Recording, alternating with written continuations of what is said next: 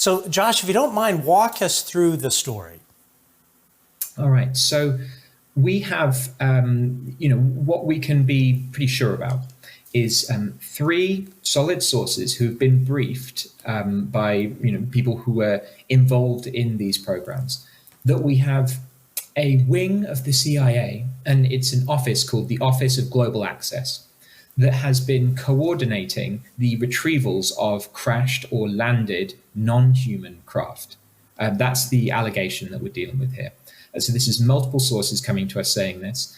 They're saying that the way this works is you have the CIA getting intelligence of these craft flying around somewhere. Maybe they've been brought down, maybe they've crashed, and this can be anywhere in the world. They then coordinate with special operations forces, and that can be, under JSOC, that can be Delta Force, it can be SEAL teams. There's a range of different options there for the actual guys on the ground who are going to collect these things.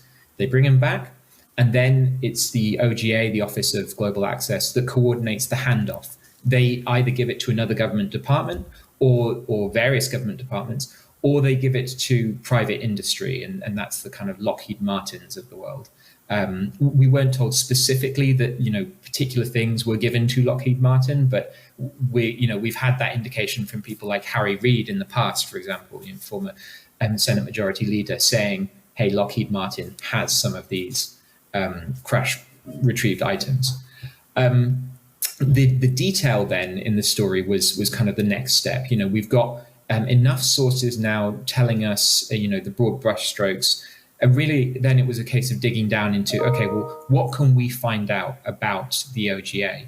And there's a fair amount out there in the public domain. There are records of, the number of directors that it has. The guy who helped found the organization in 2003, it seems to have been set up as a director, as an office in the Directorate of Science and Technology within the CIA. And we also helped build up a picture of the more mundane work that they do, or the more conventional work that they do. It's not just UFOs. The OGA, I found out through our research, through speaking to sources, that they actually go out and do retrievals, organize retrievals of other technology items, stuff that would be of value to the United States intelligence interests. So we're talking about, maybe it's a crashed satellite, maybe it's a stray nuke. They would be involved in getting access to places that are often denied to US military presence. So maybe that's behind enemy lines, maybe that's areas that are restricted, owned by adversaries, for example. And the OGA will help organize and get our people in there to retrieve that object, bring it back and exploit it. So that would be analyze the technology or make the most of it.